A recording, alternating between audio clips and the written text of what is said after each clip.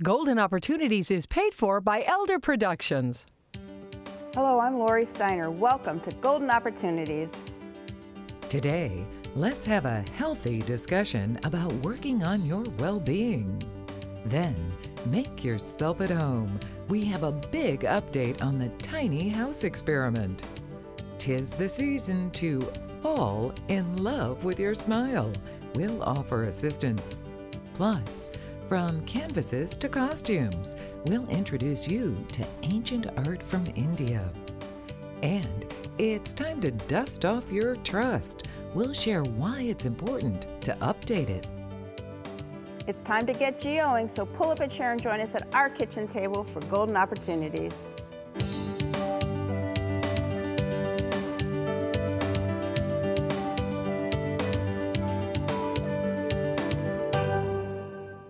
Right now, there are over 50,000 supplements on the market, resulting in 25,000 visits to the emergency room last year alone. So are any supplements safe? Dr. Matthew Franz has joined us in the Metro Health studio to add up the costs of biologics to your wallet and your well-being. Dr. Franz is in family medicine with Metro Health. So welcome back to the show. Thank you. We do spend a lot of money on supplements, don't we? Absolutely. Supplements are nothing new. We've been using supplements since Hippocrates used St. John's wort, and it's become a huge business. It's a over $20 billion business at this point in time.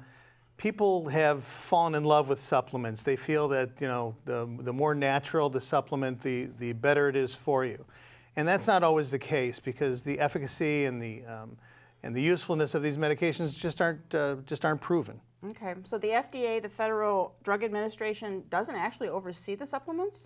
Well, it's interesting. Back in the 60s when thalidomide came out, the law came out after that all over-the-counter medications and all medications themselves have to be regulated by the government. And they took biologics and they took supplements and they put them under foods, not under medication. So after that, no, it wasn't as regulated as we once thought it was going to be regulated. So these supplements have no standardization. There's no way of telling, you know, what the medication is inside of them. We have no way of knowing what the strength of the medication or the supplement itself is. So a lot of those that come over the market, they're just plain unsafe. Oh, that's awful. So I guess a couple years the FDA tried to kind of take a look at that, and what was the result? Well, after a few years, around 2009, they changed the law, and they came out and they tried to standardize how some of these were processed. The government then went and examined about 200, 300 different companies, and 70% of them failed to meet their own standards. Oh my goodness. And 6 months later, some of these medications and some of these supplements were back on the markets again. Oh, geez. So not only might they not help us, they could actually hurt us. Absolutely.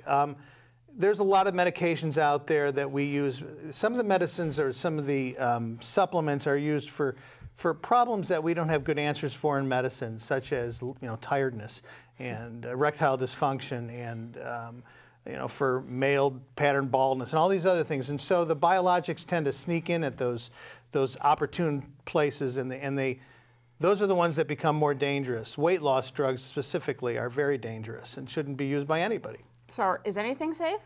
Yeah, there are safe medications out there. You know, we have the fish oils that are safe, and a lot of the drug companies now are using fish oils. Saw palmetto tends to be one of the safer ones. There are a handful of them that are safe, but for every safe one, there's a dozen of them that are not safe. You also have a list of must-don'ts, right? Yes, I do. There are absolutely things that you must not do. Number one, any pregnant woman shouldn't be taking a supplement, a biologic. Number two, we shouldn't give them to our children.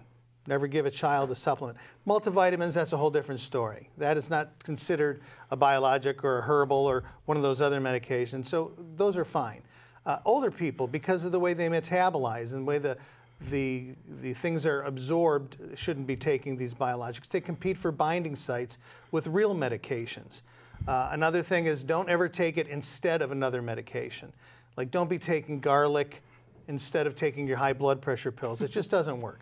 Don't be taking your supplements such as fish oil instead of taking Lipitor. Things like that don't work. Don't take supplements instead of getting your chemotherapeutic drugs. We all know that doesn't work. They give false hope, and people like to run towards that, and they seem sexy, but at the same point in time, it's dangerous. Oh, absolutely. It sounds awful. As Metro Health says, change is healthy. So if you are taking any supplements, this should change your mind about checking with your doctor first. It's the healthy thing to do. My thanks to Dr. Frantz for supplementing our health knowledge today. To learn more, call Metro Health at 216-778-7800 or visit their website, www.metrohealth.org. Next, big news about a tiny house. But first, you may remember Stormin' Norman, that is General Norman Schwarzkopf, who planned and led Operation Desert Storm. Well, his father was also featured in a historic event in the part of a policeman. Can you name the investigation the senior Schwarzkopf led? We'll solve the sad mystery when we return. Hilltop Village Apartments is retirement living at its best. Residents enjoy a wide variety of activities and living services with all large first-floor apartments, private screened-in patios with beautiful park views, daily dining room meals, free laundry facilities, 24-hour staff, and so much more. Enjoy safe, comfortable independence at a very affordable price. Call today for a tour and learn how you can get your first month's rent free. Hilltop Village Apartments, retirement living at its best. As New Jersey's state chief of police in 1932, the senior Schwarzkopf led the investigation of the Lindbergh baby kidnapping.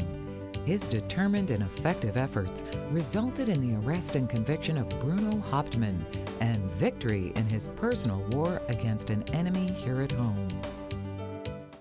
At the end of last year, we told you about a tiny house tryout right here in our area. Today we've got big news about that little house on the Shoreway, and Adam Davenport has made himself at home to tell us all the tiny details. Adam is the project and operations manager for the Detroit Shoreway Community Development Organization, which was involved in the tiny house experiment. Welcome back to the show now. So first, remind us what the pilot project was all about. Sure. Thanks for having me. So the pilot project was a partnership between Detroit Shoreway Community Development and Citizens Bank. And so around their rebrand, they wanted to do something cool in the neighborhood, and they've worked a lot with us in the past. And so we kind of together came up with the vision for tiny houses in the eco-village area of our neighborhood. Okay, now you didn't do it yourself, right? No, definitely not. We had Sutton Builders, who's done a lot of work in Tremont. They've built a lot of houses over there, condos, single-family dwellings, and they were the contractor on the project. Okay, so how did it go? It went well. We finished them in late June, had our opening in July, actually, and have for the past couple months rented one of them out on Airbnb. Okay, you got it furnished then too? We got it furnished. We had a number of guests in there. We actually had Snapchat stay there during the RNC. Oh, yeah? They took over the Cleveland.com account, so we did a partnership with them. It was pretty exciting. So I understand the house has three sort of bedrooms, right? And you had 4 Snapchat guys in there? We only had 3 of them, actually. Man. Yeah. So they didn't all cram in, but yeah, they each was in one bedroom. Yeah. So how did that highlight on Snapchat? Did they show pictures of the house? Yeah. They like kind of walked around and toured the house, and they were waking up there every morning before they went down the convention and stuff like that. So if it's been such a success, I mean, judging from the pictures that you have here, it's beautiful. Yeah, we did. It looks like a much bigger job. house than what it sounds like it's described. How many square feet was that? Your reaction is the same. We actually, so the house is 583 square feet, a little bit under 600. With the loft, you put it a little bit over 600. But it's vaulted, and so it feels like it has a bigger volume than it actually has. So we've done a pretty good job with the design itself, and you walk in and you feel like it's a bigger house. You feel like it's a bigger house. But it comes with all the normal amenities that any house has. Okay, like walk-in closets? You got a walk-in closet, barely, but you do have one. You have normal kitchen appliances. It's an extremely energy-efficient house, so we're thinking it's going to heat and cool for around $500 a year. Wow. So you're ready to break ground for your next tiny house? Sutton actually will be. They'll be doing probably a couple more of these houses across the street. Actually, they're rehabbing a house, and on the vacant lot beside it, we'll probably build a couple more. All right, we can look forward to that. You know, for many, downsizing to a tiny house has big advantages. My thanks to Adam for sharing this pilot project that may produce plenty of tiny houses popping up in our area. For more information, call the Detroit Shoreway Community Development Organization at 216-961-4242, extension 265, or log on to www.citizenstinyhouse.com. Next, this season is another reason to smile. Looking for places to go, things to do? Welcome to our community calendar. Estate planning takes a bit of effort, but we have help. The law offices of Solomon, Steiner, and Peck will present a free seminar on practical estate planning. The seminar will take place Monday, September 19th at 7 p.m. at the Holiday Inn at Rockside, Tuesday, September 20th at 1 p.m. at the Doubletree in Beechwood, and Wednesday, September 21st at 2 p.m. at the Middleburg Heights Community Center. To find out more or to reserve your seat, call 1-888-236-5173. Artistry requires a vision, a design, and then creating the art itself.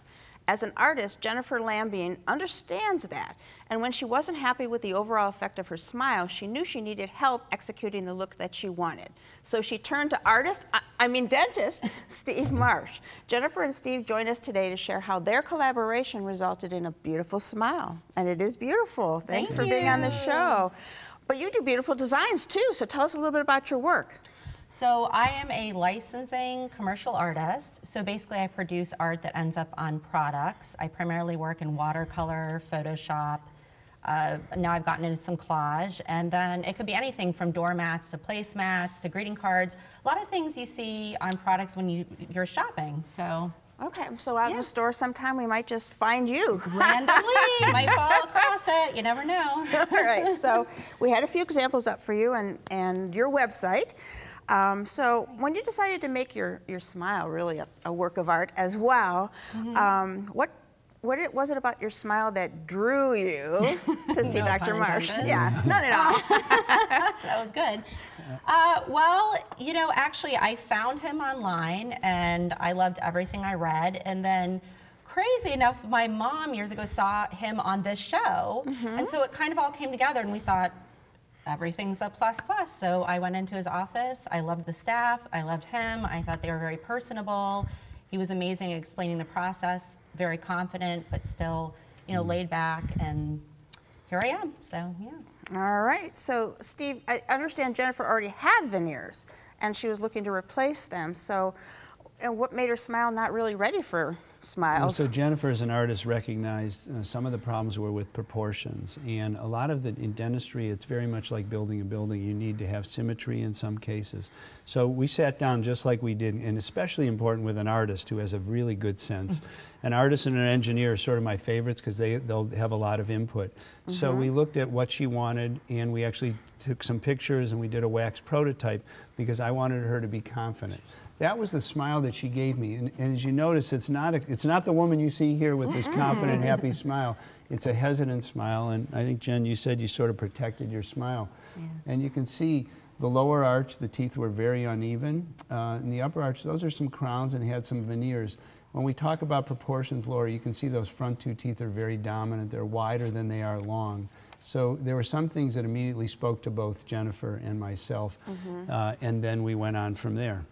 Okay, and you created a wax prototype that she put in her mouth to really see, so that you were sure about the results that way. Yeah. We want something that's very predictable. So we did the prototype, we showed her in the mouth, what do you like, what don't you like, and we moved on from there, and then it was a matter of redoing the veneers. And you replaced them, right? Yes, the way we replace them, we sand them off. People always wonder how it's going to be. And you can see, Jennifer, there's that picture of the before and the after, her lips down a little bit. But again, you can see a little bit more smile line. You can see that the teeth proportion are better. And she also wanted them a little brighter. Yes. And so we try to do it in a very easy way for the patient, a very predictable way, especially, again, with her sense of art and style. Yeah, she's going to know if you're doing it right or wrong there. Yeah, So, I admit I'm detailed. So. is your smile everything you envisioned? It is. I love the color. I love even the fit is better. Just the way, you know, whether I'm eating or just kind of closing my mouth, everything just feels like it's supposed to be, and I have no complaints. Very natural, very normal. Yes. Yeah. Yes. And that, it's an interesting comment because in terms of the bite, that sort of thing, we've talked about cosmetics, but it was very important for her to be able to chew efficiently and feel good and comfortable. Of course. In her everyday. Well, and they look more feminine. That was one thing Oh, he okay. noticed about my last ones versus this one, the way that they're shaped. They just fit me more. So. That's an interesting comment, and one that I would expect from an artist. Yeah. And a woman, yes. Right. And as Jennifer said, there's an art to dentistry, and with the right talent, tools, and techniques, your smile too can be picture perfect. My thanks to Jennifer and Steve for sharing their creativity with us here today. Thank you for having us. Yeah, Thanks. See what Dr. Stephen Marsh can do for your smile by calling 440-461-1003 or visit www.clevelandsmiles.com. Next, an empire in India expressed through art. It's time to get up and go, an exercise segment on golden opportunities. Hey everybody, it's Mike Cartman from Breakout Fitness, and today I'm going to show you how to work the quads in the front of the leg by doing a single leg squat. You ready to go? I hope so. Let's do this. All right, we're going to start by making sure that you have some firm surface next to you just in case you get in trouble. From here, what we're going to do is we're going to put all the pressure on the right leg or the left leg, whichever you choose to start with.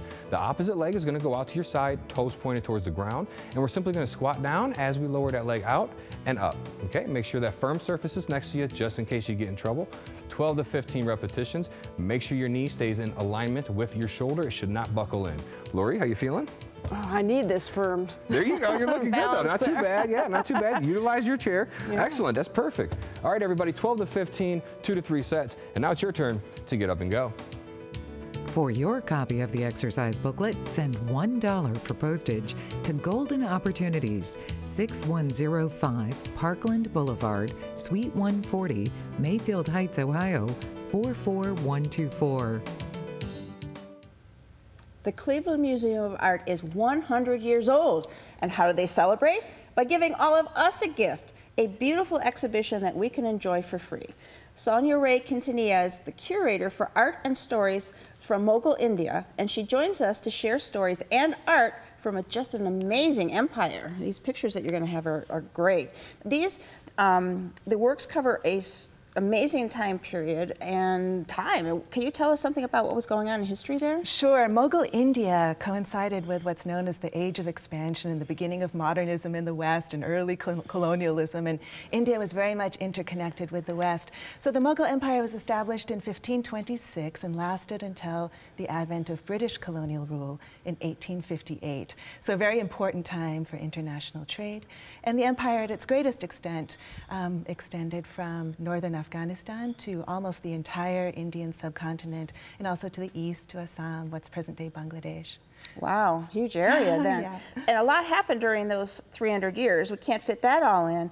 But no matter who was in ruling state at that point, art was always important, right? Yes, the Mughal court culture saw the appreciation of painting and music and literature as an essential component of noble and elite court life. So having amazing paintings to share with visitors and diplomats was something that reflected well upon the rulers and patrons. Okay. The exhibit is like getting a peek into like an Indian palace. It's like nothing you see around here. So can you preview some of these paintings for us? Yes, of course. We go through a sweep of what does evoke the interior of a Mughal palace. And one of its chief residents, Muhammad Shah, was one who made it his project to bring the focus of art back to the center of the court itself. And so he kind of revolutionized art by focusing images on women and the luxury of court arts itself. He himself is portrayed here posthumously shortly after his death, holding a hunting falcon on one hand on a glove.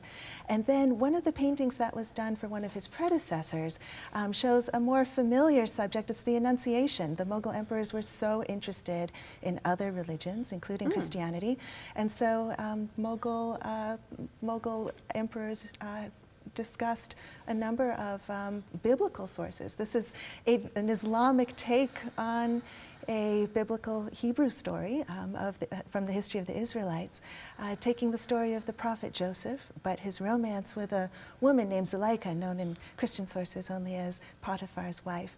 But she had recurring dreams of Joseph. Wow. And when she finally purchased him as a slave, their romance unfolded. Those are beautiful paintings. They are. How large are these? Most of them are quite small. They're meant for intimate viewing with just a small group of connoisseurs. And so we try to relieve the close, detailed look with objects, such as the stabbing dagger that you see on view, a very Indian type of dagger, and also part of courtly accoutrements. Wow. Stabbing dagger. Ooh, what is this vase? It's a hookah. So during the Oh, 18th hookah, century, sorry. the smoking of hookah, well, they look just like vases. The hookah smoking got to be very popular, especially during the 18th century, after the Portuguese introduced tobacco into India. Wow. It looks like a beautiful, oh, one more here? Yes, they're colored stones inlaid into marble, just like you would see at the Taj Mahal, probably the most well-known of Mughal architectural achievements. Oh, that was, all right. Wow. This exhibit of exquisite Indian art is on display at the Cleveland Museum of Art through October 23rd, and you can enjoy it for free. My thanks to Sonia for joining us today.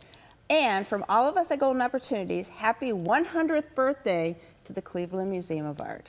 Thank you, Thanks. Lori.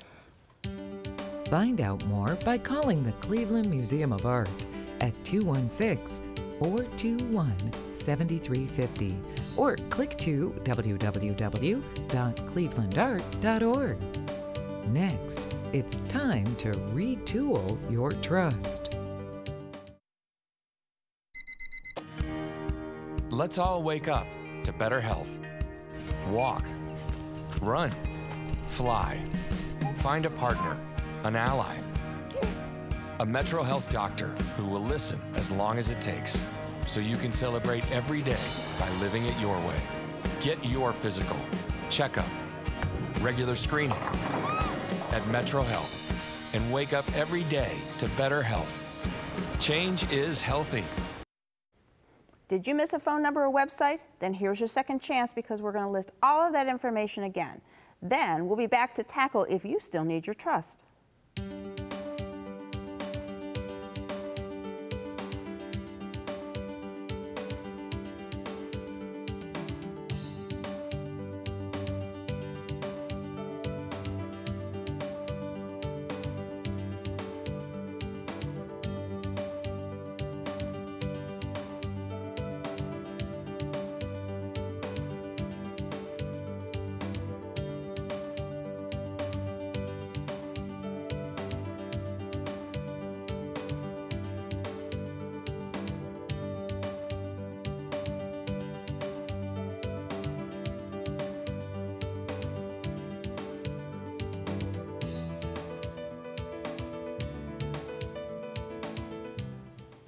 During the 1990s and 2000s, many couples might have set up a living trust for each spouse to help avoid federal and Ohio estate taxes. There is no longer an Ohio estate tax, and for most people, there is no longer a potential federal estate tax. It might be time to consider eliminating one or both trusts.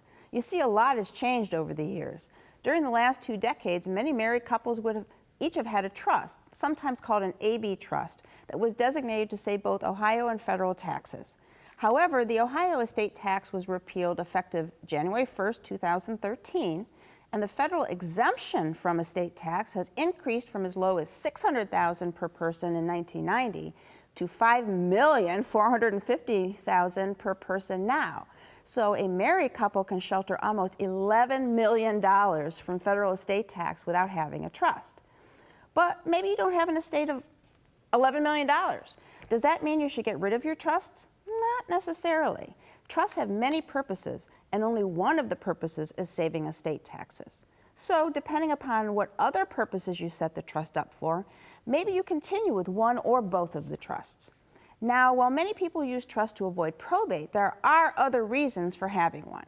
For example, maybe the purpose of the trust is to keep assets out of the control of children who wouldn't know how to handle the money. Maybe the trust is needed to protect the assets from a surviving spouse doing something foolish with the money. There are a variety of reasons for a trust. But let's say none of those reasons apply to you. Does it hurt to just keep the trust you already have set up? Well, it might cost you a lot of income taxes. Let me explain with an example. Let's say a husband and wife each have $500,000 worth of stock for which they bought for $1. On husband's death, the income tax rules wipe out all of his capital gains.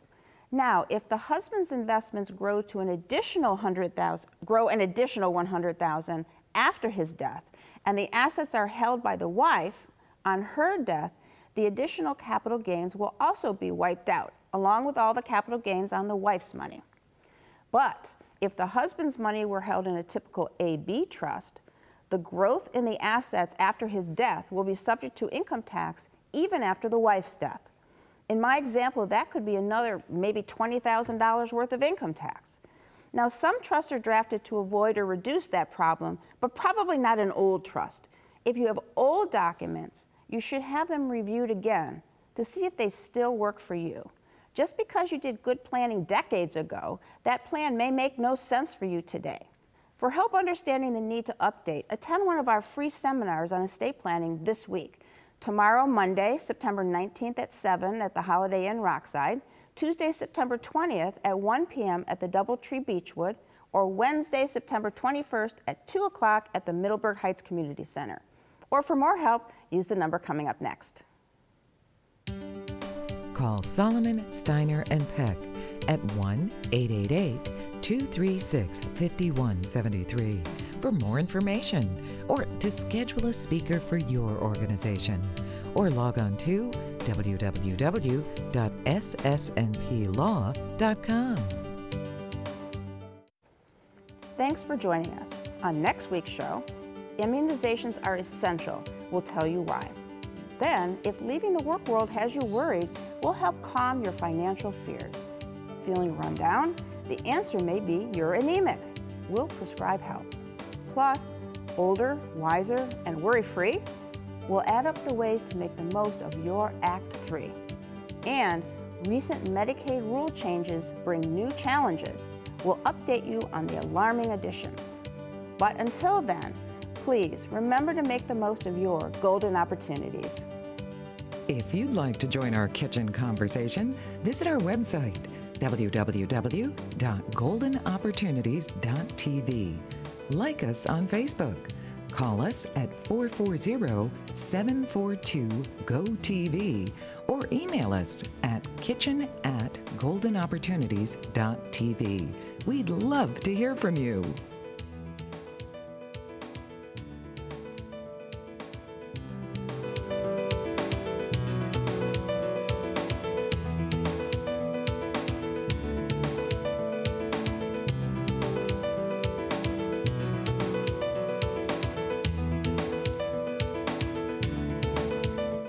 Golden Opportunities is paid for by Elder Productions.